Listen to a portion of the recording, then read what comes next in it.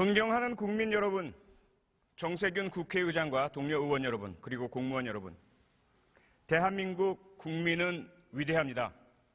우리 역사상 국가적 위기는 늘 권력자와 정권의 잘못으로 초래되었고 그때마다 백성과 국민이 나서서 인내하며 극복해 왔습니다.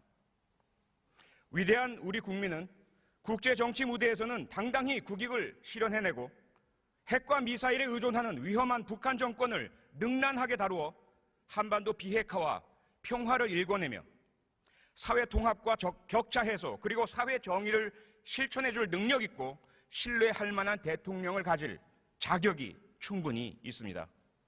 하지만 지금 국정농단의 중심에 박근혜 대통령이 자리하고 있고 청와대와 정부 각 부처는 최순실 바이러스에 감염되어 있으며 국회 일각에서조차 여전히 박근혜, 최순실을 비호하고 방어하고 있습니다.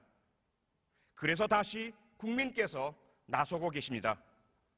대통령 사퇴 및 진상규명을 촉구하는 각계각층의 시국선언과 촛불 시위가 매일 저녁 전국 각지에서 벌어지고 있습니다. 11월 12일 그 정점에 달할 것으로 예상됩니다. 대통령 지지율은 9%대로 떨어졌습니다. 이에 본 의원은 제2의 4.19, 제2의 5.18, 제2의 6월 항쟁이 발생할 경우에 수반될 국민의 희생과 고통을 막기 위해 충심 어린 제안을 드리고자 합니다. 첫째, 박근혜 대통령 스스로 국민 앞에서 소상히 진상을 밝히고 대책을 내어 놓으십시오.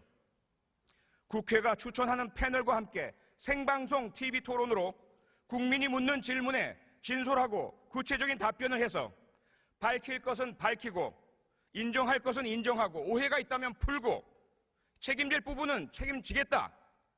직접 검찰 수사와 특검 수사를 받겠다고 밝혀주십시오.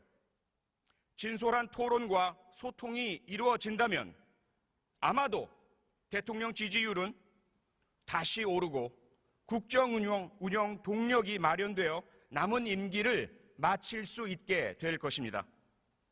둘째, 만약에 직접 소상히 진상을 밝히고 국민을 대표하는 전문가 패널에 제한 없는 질문에 답할 능력이나 의사가 없다면 스스로 퇴진하십시오. 미국 워터게이트 사건 당시 리처드 닉슨 대통령이 택한 방법입니다. 셋째, 이마저도 받아들이지 않는다면 국회는 헌법에 따라 대통령 탄핵 소추를 발의하고 그 의결 절차를 밟아야 합니다. 이는 더 이상 선택사항이 아닙니다. 주권자인 국민의 명령이며 국회의 헌법상 의무입니다. 넷째, 탄핵 소추안이 통과되든 부결되든 국회에서 추천하는 총리에게 작금의 국가 위기 상황을 관리하고 거국 중립 내각을 구성하도록 하십시오. 다섯째, 거국 중립 내각과 국회가 협의해서 한편으로는 검찰 수사와 특검 및 국정조사 등 한 점의 의혹이 남지 않는 진상규명 작업을 진행하고 다른 한편으로는 국정과 민심의 안정을 이룬 후에 조기 대선 등 헌정 정상화를 이룩해 주십시오.